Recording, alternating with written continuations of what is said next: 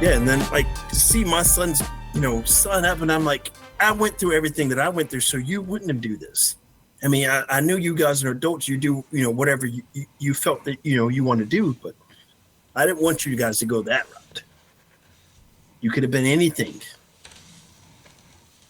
Did it feel like your worst fear had come true when they told you? No, not really, because they didn't go the Marine side. I was like, you guys went to the women's side of the department. I didn't want them to do that. I was like, but I see my youngest, and he wants no part of any of that. He's not even a physical kid. He will talk his way out of a fight. He's like, look, I know you're not good at math. I'll help you do your math if we can just talk about it. I'm like, man, if you don't hit that kid and stop playing, nobody going through all that, hit him. But hey, you win some, you lose some. Yeah, definitely. But they're good kids. They got a good head on their shoulder. They're smarter, and they're going to do way more stuff than I could. And as an officer, they won't be in direct fire always or right in the direct line as we were as the troops. That's true.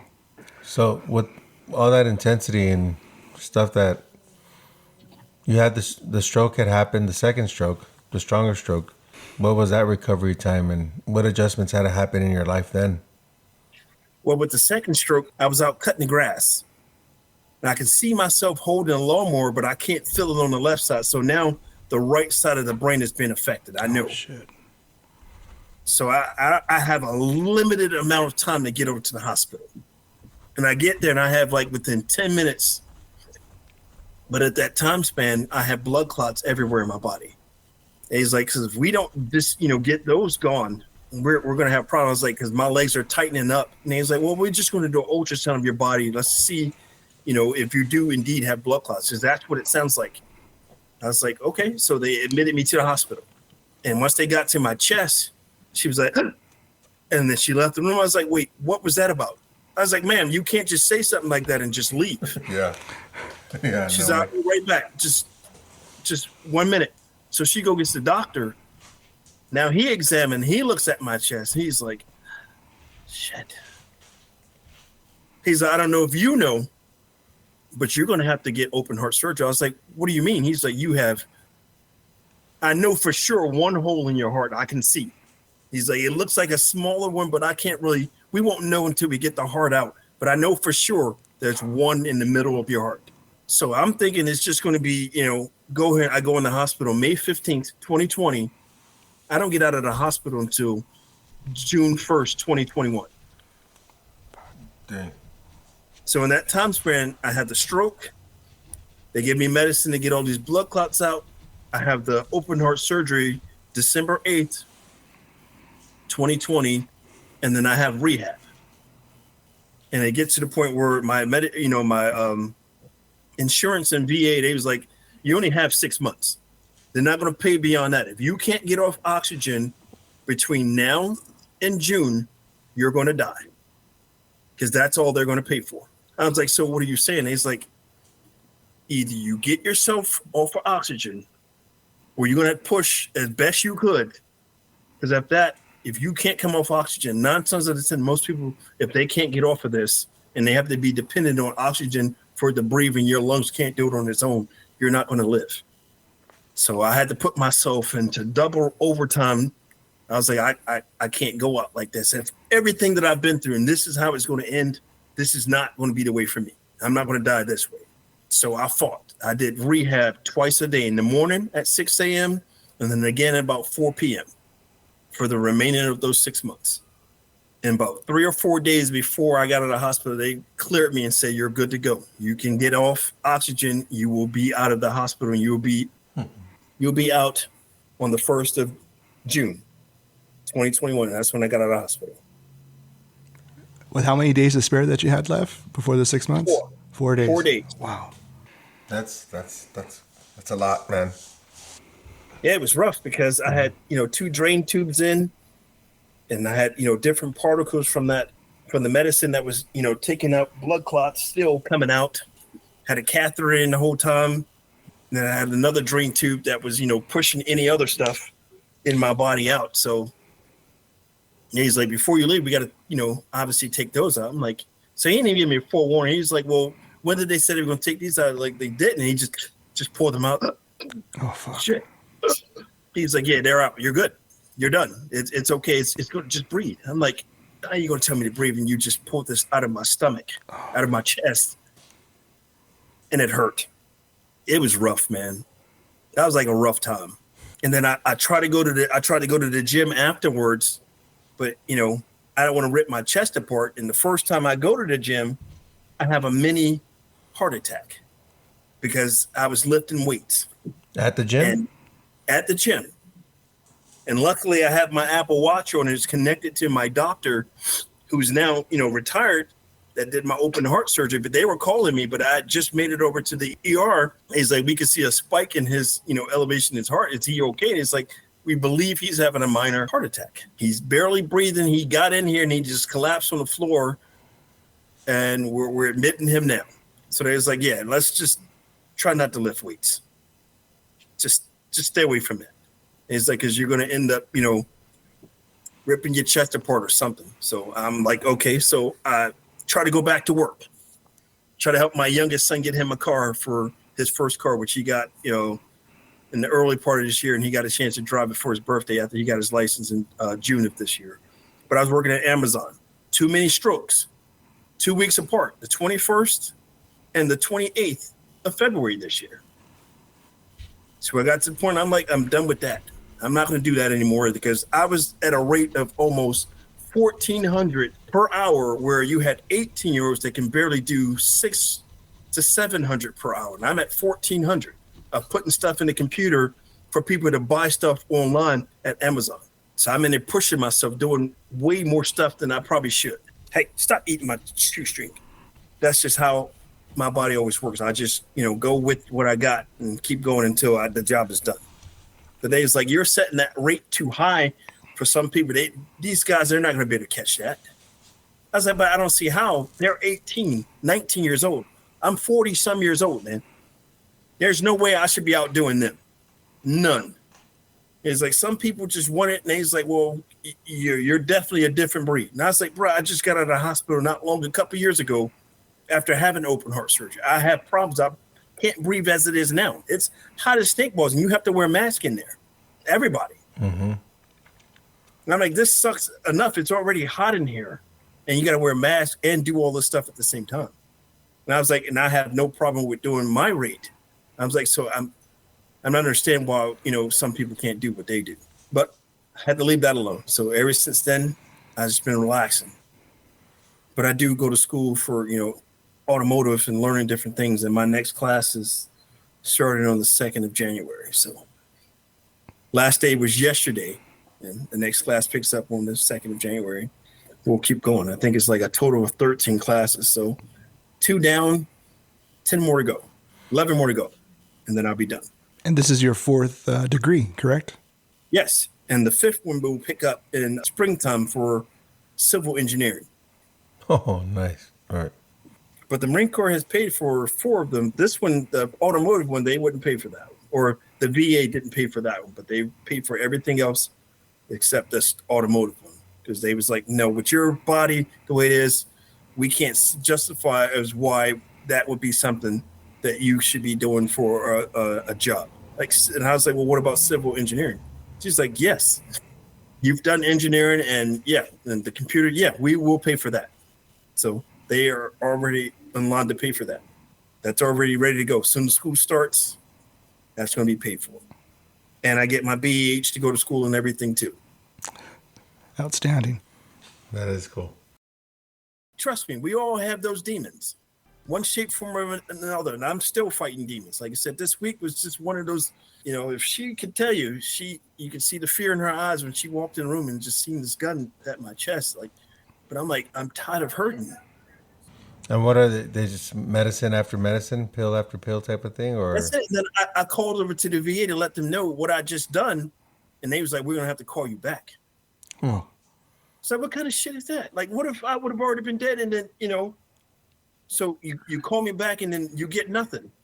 Then what happened? And this is my primary care doctor.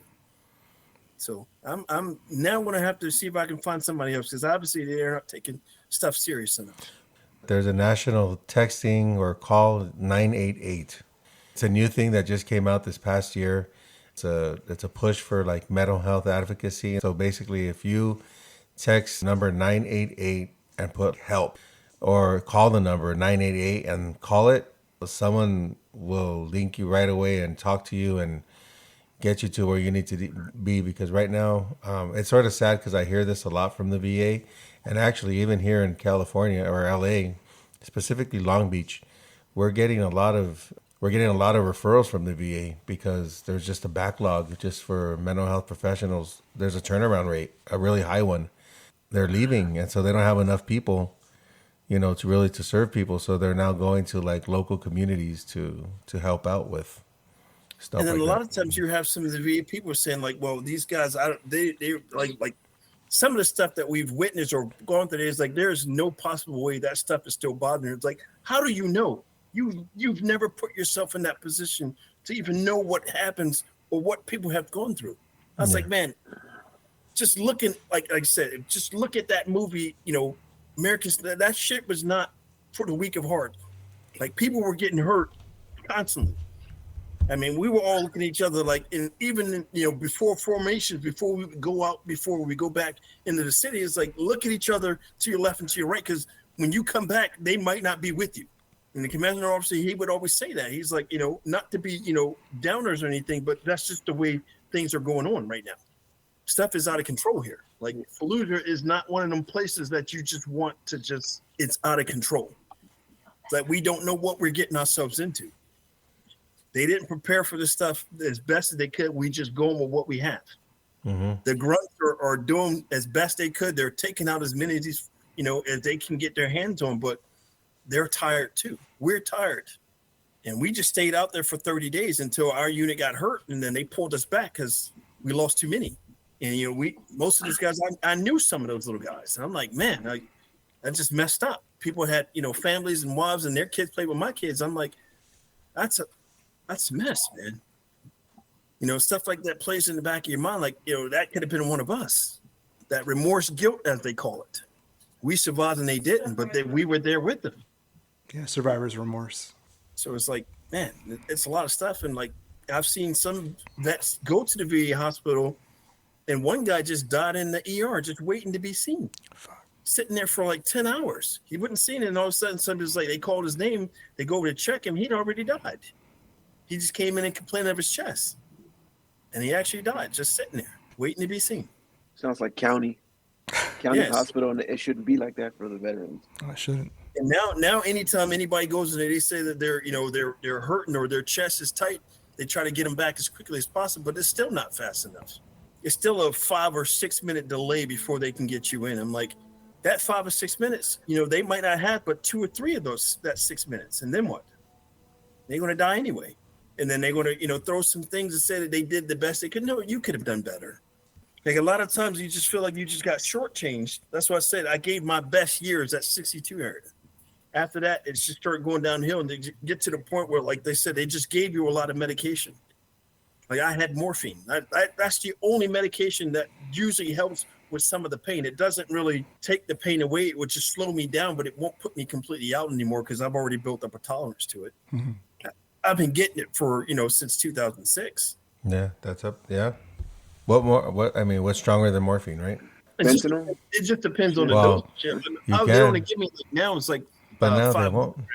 But that 5 milligrams, you give that to the average person, he's folded like $1. He's out. But for me, I still can drive in everything with that in my system. Wow. It does not affect me not one bit because it's already been deep rooted in my system. Mm-hmm. You mentioned there was a medication to decrease your sensitivity. You know what I mean? Yeah. That'd be like the greatest invention. But then after I had they cut me in half and now I have these wires here. I mean, for the longest, it's like, that shit just hurt for the longest. And then sometimes, cops would give you, problems because I don't have a seatbelt. I'm like, because trying to strap anything across it hurts. And I was like, well, you can't be that hurt. And they see the piece like, oh shit. Well, maybe, okay. You know what? I'm sorry. Maybe you do have some problems. Because I have a note here from a doctor that says I really truly don't have to put it on. But I do because I know with some of these crazy young teen drivers and some of these younger drivers, where they're driving, you're going to get in an accident. Mm-hmm. I'd rather be caved in a little bit than just die from hitting that airbag, smash my chest in. Yeah. But I don't have to wear it. But, I do wear it because I don't want that to happen. It's out of control. Like I said, it's just too much pain going on daily for me in my system. Like now, my lower back is killing me. But it is what it is. Take the good with the bad and keep it moving. You keep moving forward, right? I thought about doing the back surgery a couple of years ago, but I'm like, nah. After seeing what she goes through, they put a simulator back there that's supposed to, help relieve some of those nerves and kind of calm them down, and it's only making it worse. Hell no, I'm good. And have to go back inside and do it again. I was like, no. I don't think I'd be able to handle that. Then you get your lower extremities, your back, and then I have my chest too. I'm like, that's just way too much more pain than I definitely don't want. I think Lopez fell asleep. I think he left. Oh, there he is. Oh, there he is. Hey, what's up? He's ready to fall asleep. Oh, no, I'm listening. I'm listening as I try to swipe up, and then You're trying to swipe right. That's what you're trying to do. Don't lie. So, Oh yeah. Oh, I never get any swipes. yeah. It seemed like for me, like when I was working at Amazon, my shift was from 6:30 at night to 5 a.m. So I would be up at this time, putting in work. Just after everything you went through, you just became a natural night owl. I'm up at And night, like the pain. When we was overseas in Iraq, sometimes we do patrols and stuff like that. I'd be out, and I ain't even supposed to, that wasn't even my shift, and I'd just be out there. I'm like, I can't sleep, man. I'm out here with you guys. It's like, but it's not even your shift. Your shift starts at like 6 a.m. I'm like, I'll be out here with you guys until. Give you guys some pointers on what to look for, what not to look for. Like, you got this part over here kind of open. Like, who's watching this side? Like, nobody watches this side. That's a problem. You need to put somebody on this side too. He's like, I never really thought about that. Like, well, yeah, but that's the one side that you think nobody's going to come. That's where somebody's going to come. Mm-hmm. So I was starting making like different ELOs and PLOs for those guys to, for different parts of stuff they should be looking for at night. He's like, man, why are you still here? I'm trying to leave. I want to go to sleep. I want to go home, but they won't let me go yet. Yeah. When I finally got out, I was like, man, thank you. But it's like my body has never shut down. It won't shut down. Like, I can stay up until 3 a.m., go to sleep, and at 5 o'clock, I still get up at 5 and go on like the day just happened, like as I slept from 10 a.m. or 10 p.m. to 5 a.m. Yeah. See, I could do that too. Yeah. But that's crazy because, like, not a lot of people get that, and I get that. I do get you on that.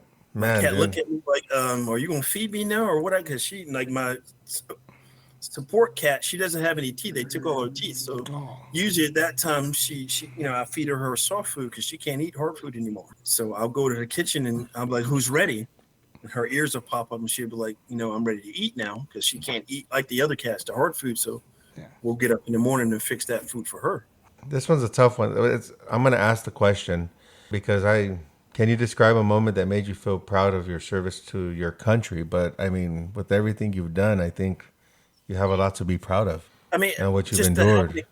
The overall experience. Mm-hmm. You can't get that. You can't just go to a regular job or anything and get all the stuff that you've been through 62 and all the other different places. All the camaraderie and all the different things that you go through. Like, you can laugh about it now, but when you were going through, you're like, man, this is crazy. Because some people at jobs, they can't do that. They like, man, they just quit and go to something else. And at that point, you were under contract. You just can't quit.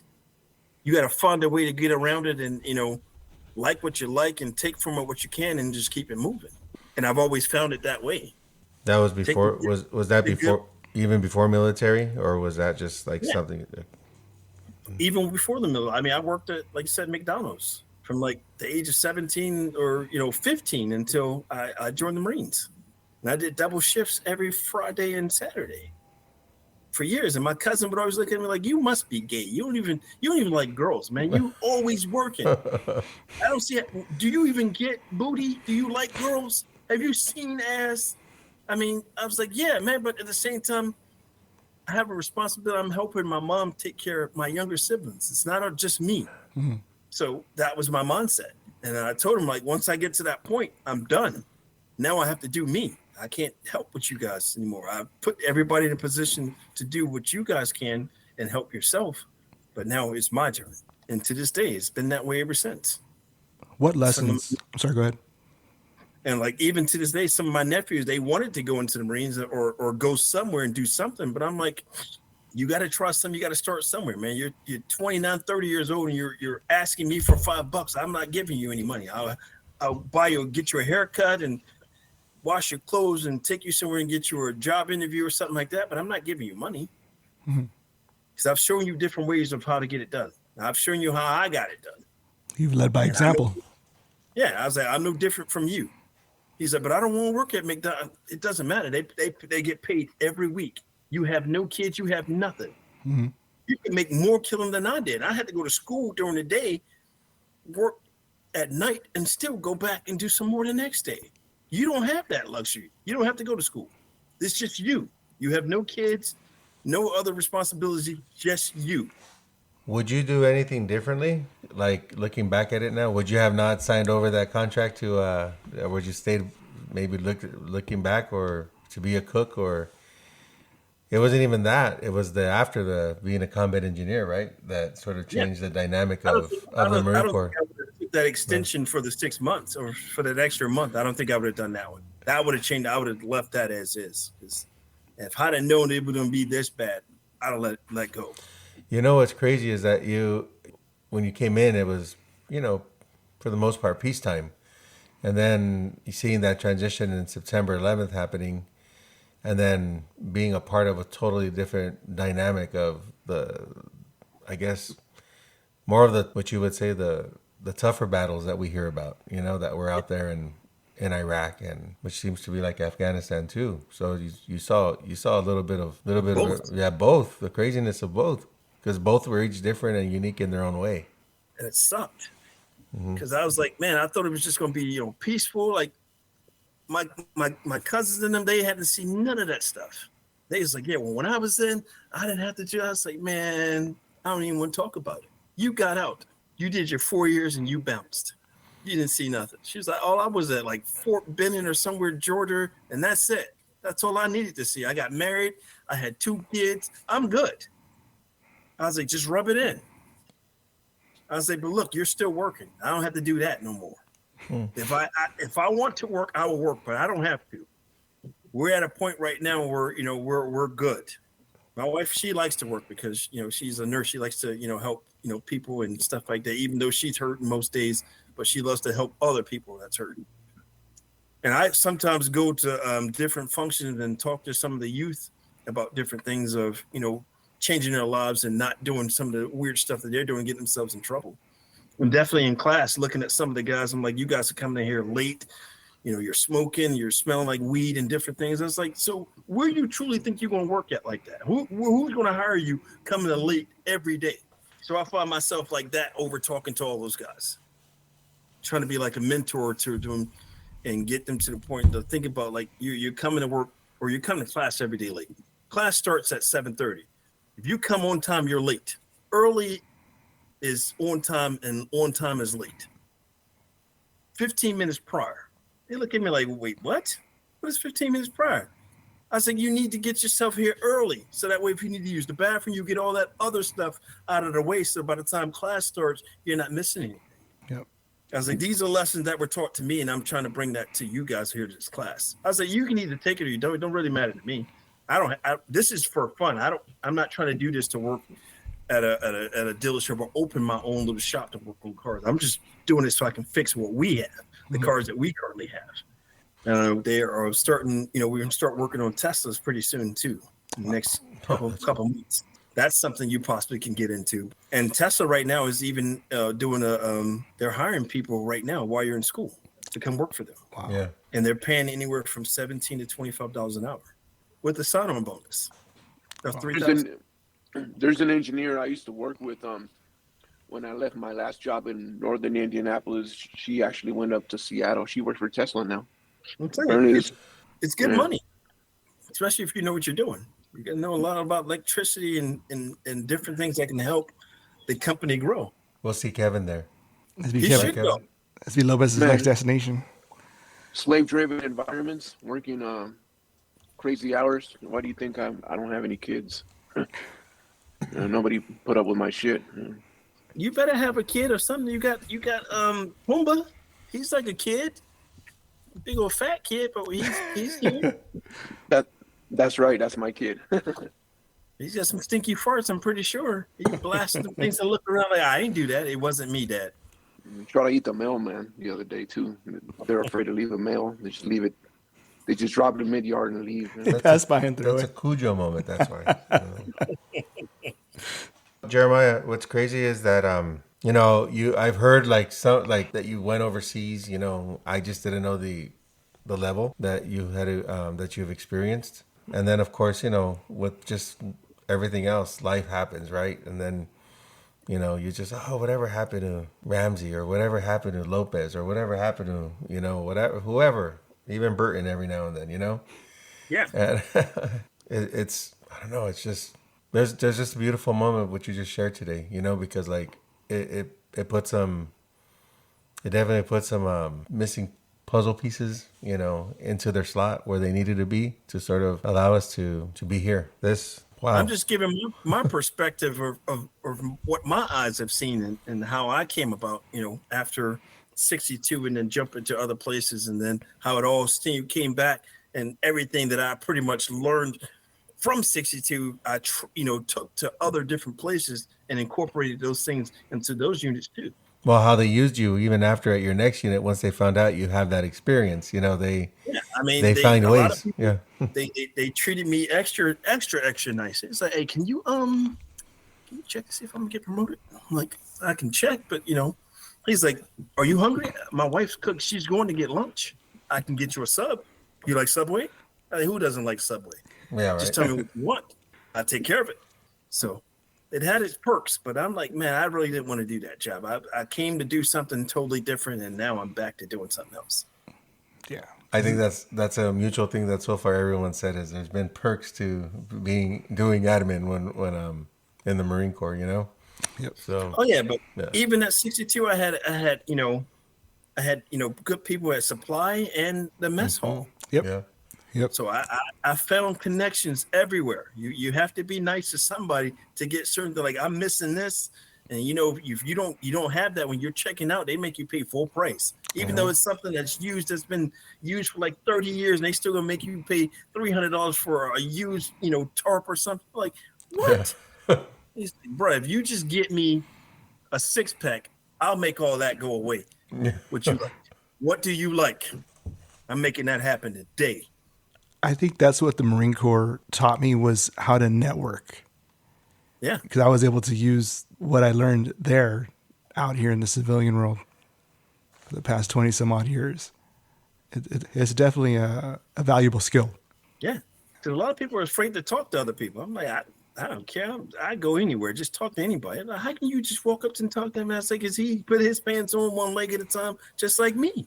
I'm pretty sure he got something that's interesting that he needs to say, especially at the VA hospital, because my wife, she's about to start working there in a couple of weeks. So she's going to be over there helping those vets. And she was telling me about how she was talking to some of the Vietnam vets. And man, she's like, some of the stories. And then she tells them about my story. He's like, wait, what? And it's like, yeah. I was like, you may see him here one day or so. He's got a lot of stuff going on in his head. And he's like, well, good thing he didn't have to be, in Vietnam and see the things that we did over there. But I was like, yeah, those guys are on a different level because they were in the jungle where you couldn't tell if it was day or night. You had to deal with the Viet Cong, and they were not playing when they did their killings and different things. They weren't on the same another level. But Iraq, they went to a different level. They would use babies and stuff and kids and strap bombs to them. And I was like, I don't want to kill a kid, but I don't want to die there either. So it's either me or them. Yeah. And that happened a couple different times. Nobody really wanted to do that, but nobody wants to die there either. Yeah. From some of the stuff that they were preaching for these kids to blow us up. I was like, not today, Satan, you are a lie.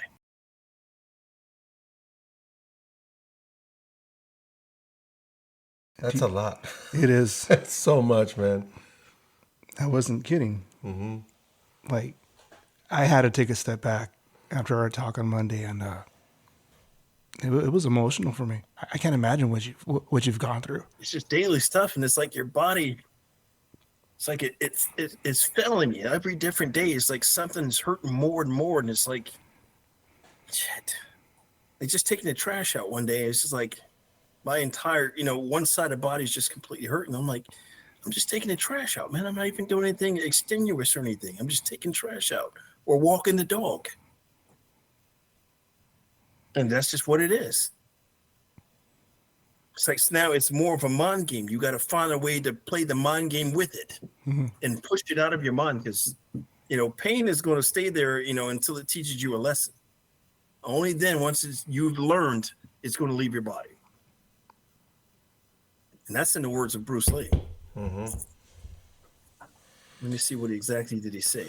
What about Jackie Chan? You got no Jackie Chan quotes? Do you understand the words that are coming out of my mouth? Yeah, that one. That was Chris Tucker. Bro. Oh, my bad. No, but then he did say it too. He goes, "Do you understand the what?" No, I'm just kidding. I'm just kidding. He would Yeah, tell you, but it's Bruce Lee once unfortunate. said, "Pain will leave you once it has finished teaching you." Damn. That was deep. That's deep. Yeah. That's very deep. Once I was in the hospital and I was on that oxygen trying to get off, I mean, it was definitely teaching me. Because trying to breathe on your own, and you're only putting out about 35 to 40% using your own lungs, it was a lot. And I was trying. And I would just get winded just taking a step from like 2-3 feet, and I would just pass out. And he was like, "Get up. Are you okay?" I'm like, "Man, don't help me up. I got to keep going. I'm going to have to keep going through this every day until I get it. But if this is what it's going to take to get me to the next 3 steps, this is what I got to do. That's my plan." So you can't just be blacking out. I was like, "Well, give me a helmet." I'm still going to keep going. So for the next 6 months, that's just what I had. And I had 4 days left before I finally cleared me to go away. As soon as I get out of the hospital, the first thing that happens, my emotional support animal, this cat, she was trying to break down the door to get in the room with me. And I was like, "This cat is in here trying to get in this." I was like, "Just let her in, Ma." He's like, "They said not to." I don't care what they said. Just let her in. She ain't going to stop. She ain't seen me in a year and some change. Let her in. Oh. And she would not leave. Anytime I go to the bathroom, take a shower or anything, she's sitting right there outside the shower or just sitting in the bathroom with me. She would not just leave. If she can't see me, she's got a problem. And the last time I had a problem where, after having this bone spur cut out of my arm, and they had to give me a shot in my neck, and the doctor was telling me to put it in my shoulder, not in the neck itself. Like it closed my airway. I couldn't breathe. So I'm trying to call my brother and my sister, explain to them what's going on, and had my wife call EMT. So they come here to take me to the hospital. I didn't even know they had a stretcher that can go up and down stairs. It has you sit up like a chair, and as you're going down, it sits up like that. And while they're doing this, my cat, thinking that they're hurting me, she was attacking them. Oh, shit. She was not serious. Like she had to lock her in another room because she was going after them, thinking they were hurting me. So it was deep. Then I go back to the hospital, and I'm trying to explain to my sisters, like, "Man, stop playing. Don't play like that." I'm telling them it's not a game. I can't breathe. I'm trying. Can't even get the words out. And I just pass the phone off, talk to them. I can't do it. So just this year, just 2020 to now, it's been a challenge just to breathe. And just last week alone, I don't know, whatever this virus is going on, it had me to the point where I couldn't breathe at all. Whole insides is just burning up. Like I just took like a volcano cup of something and just burning me completely through. My mom says there's veterans in the hospital real sick, and it looks like tuberculosis. Okay. Yeah, and mother-in-law, she works at the VA hospital in Florida, and they're seeing a lot of vets coming in there now with tuberculosis. Well, they said there's new virus going around. This new virus that's going around it looks like tuberculosis in their body, and it's attacking certain nervous and systems and starting breaking people down. So beware, it's coming around. A lot of VA hospitals is seeing it a lot, definitely down there. But you have these people that be at the beaches and different things and not knowing what they're breathing in or whatever they're doing because they want to be out and about. I'm like, this shit is still real, man. I don't know what it is, but it had me in the hospital back on oxygen, and I ain't like it, not at all. Yeah, Because you get to that point, If you get dependent on that, 9 to 10, you can't come away from that. If you can't fight to get off, you're not going to live. After this whole thing, I don't know, over here in California, or LA specifically, it's like, what pandemic? Yeah, people are getting sick. They're saying the numbers are going up. They're saying that certain things are happening, but they're not. They're sort of like, it's like, but did you go to the beach today? Or did you go out to the parks? Did you go around all these festivals? And you see no one wearing masks really anymore. I don't know. Through this pandemic, I was working. I was in Skid Row. I was picking up members. At one point I was like, I'm going to get it. It's going to be like whatever. I never did. My son got it first. It hurt him a little bit.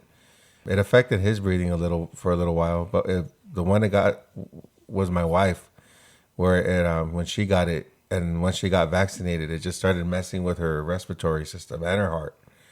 So she's been having to get checked by the doctors regularly just for little things like that. Yeah, because it attacks your nervous and your respiratory systems. Mm-hmm. And it kind of like shut it down or close it off to the point where it makes you work overtime just to try to breathe. Yeah. Yeah, sometimes she'll be laying down and all of a sudden she'll come up and be like she can't, like she's breathing in this air, but in the long run it just hurts her. Like it's just like but she can't get it out. And when she gets it out, it doesn't want to come back in. And then her heart starts to beat really fast, and it's I don't know, she's working with it. And another thing for me, like I had to go through sleep apnea because at one point when they had me do the test, I stopped breathing 100 times in one night. And like the longest day, it was like before your heart and everything started, it was like 37 seconds. You would stop breathing. I'm on a CPAP machine for sleep apnea. I've been on it since 2010. Yeah, I have one, and they just did a recall on it. It's like you need to send it back in. Shit. Some are causing cancer in the lungs or something like that too. Yeah. Yeah. That's good to know. You need to send it back in. It's like they have a new CPAP machine. It's kind of like tailored to your body. It's like one of those things where people can check their glucose and stuff like that, but you put it more closer to your chest, and it monitors you as you sleep. And if it senses you're starting to you're not like you're stop breathing or something, like it makes a loud noise and wakes you back up, like an alarm system. But it's tailored more so to your breathing and your heart and everything. Mask or anything is just they connect it to your chest and your heart and your stuff like that. And then once you're breathing, if it starts to see that you're going down or you're breathing and your heart start beating really, really low, it'll make a loud noise and get you back up. That sounds good. I don't know. The machine's a pain in the ass, but I don't know about that alternative method.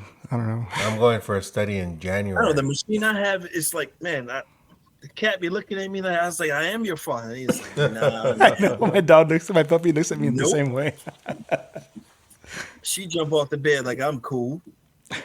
I'll see you in the morning at breakfast time, but I'm good on that one. I have a question. Metaphorically speaking, of course, like say you had a billboard, like a Marine Corps billboard that, you see the, the few, the proud, the Marines, something like that. But say you had your own billboard to motivate thousands of people out there. What's a few things that you might want to say on there that could help them through whatever it is they might be going through, or maybe help them get to that next step? I would say you are your own weakest enemy. You can only stop yourself. I like that. Say that again. You are your weakest. You are your own weakest enemy. You can only stop yourself. I like that. If you don't believe you can do it, nobody else is going to believe it.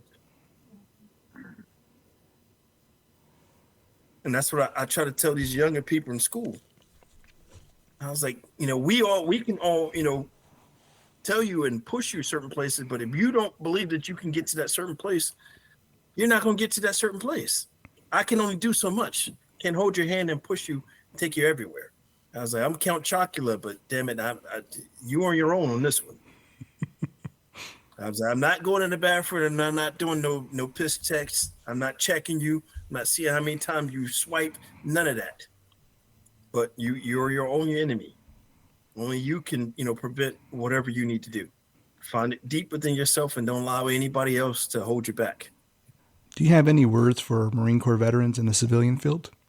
I mean, just take what you learned. There are a lot of different things that we did learn while we were in the Marines, or even, throughout your military career that can outshine most of the other people that don't have that camaraderie, that skill set, that mindset to want to go to the next level. Because a lot of people, they get lazy, or they go somewhere and they be like, well, they get comfortable. With the Marines, once you get to a certain point of like, well, I'm trying to get promoted, they're going to work their butt off to get to the next level. Then once they get to that level, they want to the next level. Not that they're satisfied with that next level, but they just want to be one of the top tier. There's something I totally forgot to do at the beginning of this. What's that? And I usually do this to our guests. I forgot to give you a Marine Corps pop quiz. What's that? I throw a couple of questions at you.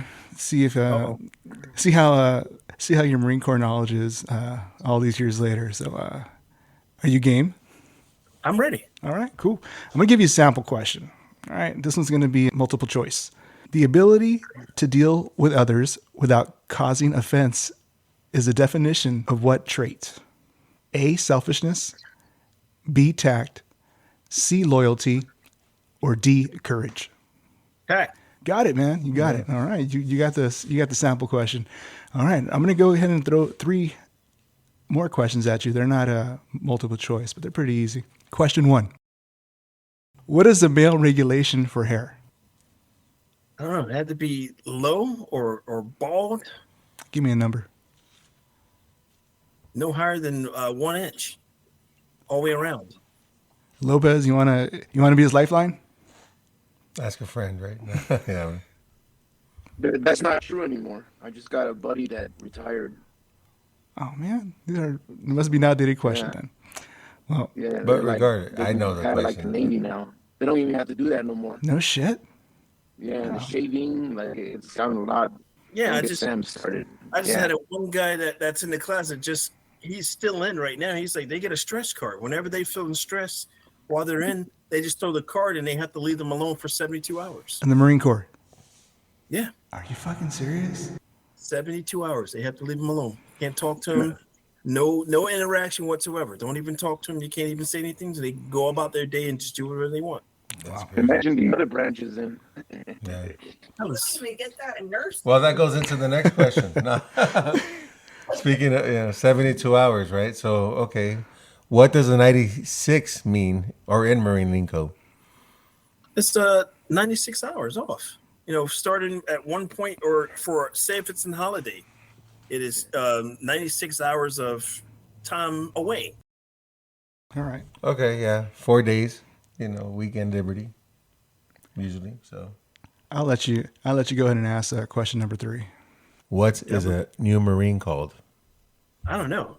I would think devil pup, devil dog, or just Marine. Kevin knows this one. Lopez. Yeah. I'm not so sure. What is a new Marine called? Boot. There you Yeah. go. The lifeline helped you out. Well, Okay. we went ahead and we just disregarded question 1 since it doesn't really apply anymore. So you were 3 for 3, man. Good job. Like I said, I don't know. Like when I heard the guy talk about that stress card, and even in boot camp, they get to call home every weekend if they want to. I mean, it was just a whole bunch of different things they can do now. It's not I was like, man, you guys are actually extra soft. Yeah. Well, they're saying that numbers are really, really low in recruiting right now, and Yeah. people are not enlisting, so they're starting to up the age. And I was reading an article that they're starting to consider to allowing up to 52 to actually re-enlist now, or come back in if they or to even enlist if they wanted to, because Yeah, and one of the guys that told me that, he was like, he's considering going back in. that's wow. Wow. Yeah. But I was But like 52 years old, but I don't know if that's been approved yet or not. He's but- only right now, I think, like 23, 24. Okay. He just got out like last year. Oh, okay. No, I've known people that got out that were in with us, and then they got out and then joined, or not with us, but specifically, but like probably got out way before you started, and then they got out for a while, joined the Army or some other branch, and then they retired from there. So I was like, wow, okay. A lot. I met a guy at one point. He had enlisted in every branch of the service. Did 4 years in every branch. Oh, that's cool. Did he get And like the a? last, and his last year, I don't know what happened, but he got court-martialed. He got Fuck. busted down to a private. Fuck. Oh, I want to hear that story about and his baby. Oh yeah, like well, one weekend, like we went down to Oceanside, and we was chilling, and I don't know, we on the way back, it was like this girl, and she was like with some other girls, so we were all hanging out and just chilling. And they said, "Well, why don't you guys come back to 62?" It's like, yes, he came back and chill with us, and next thing you know, I mean, I thought that she left, but her and were somewhere talking somewhere, then came back in the morning. He came up to me, and I woke up. I'm like, "Is she still here?" He's like, "Yeah, she's taking a shower." I was like, "What?" He's like, "Yeah, you think I can I get some?" I was like, "What are you asking me for? It ain't my girlfriend. If you want it, get it." And the next thing you know, they were in there doing it, and he was like, "Yeah, do it like those girls do it in Texas." She's like, "But I'm from California. I don't know what those girls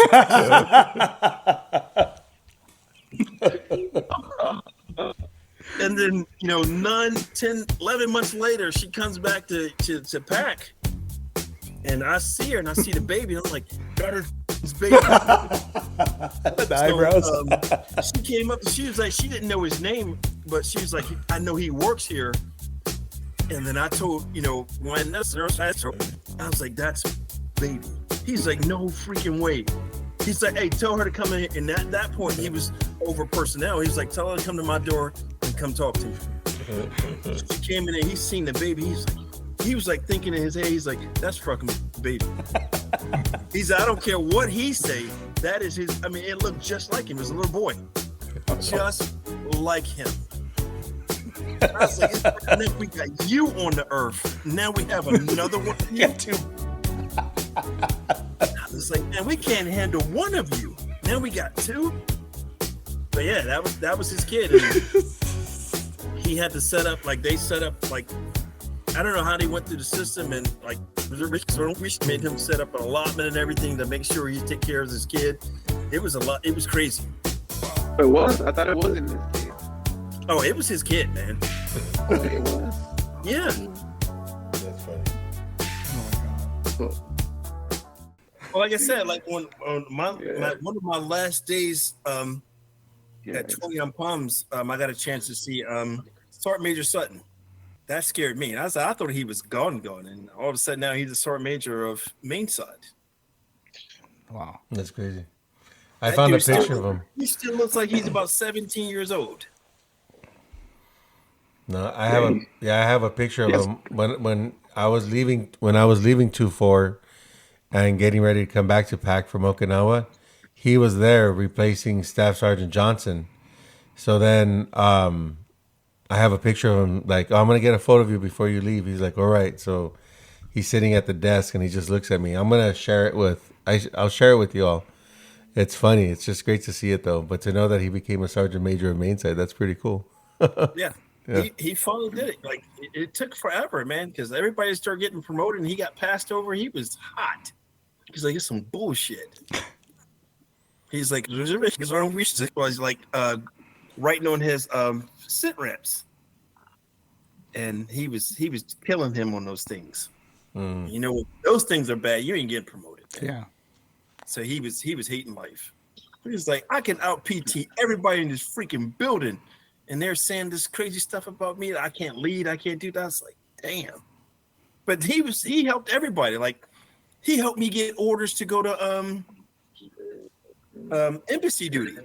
I had orders to embassy duty in Jamaica. Oh, man. But I got married a month before I was supposed to go. I was like, can I divorce her? He's like, no, we can't do that. I said, I promise you, I would divorce her right now. I swear to God. Fuck. I still have those orders downstairs in that book, in my little thing downstairs. Oh my God. I had orders to Jamaica for embassy duty. Fuck.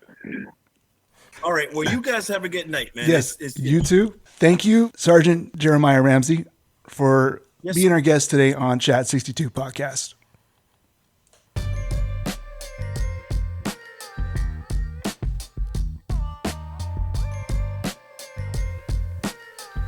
Please like and subscribe to our podcast. Find us on Instagram at Chat62Podcast. Email us at chat62podcast@gmail.com. Thank you for listening.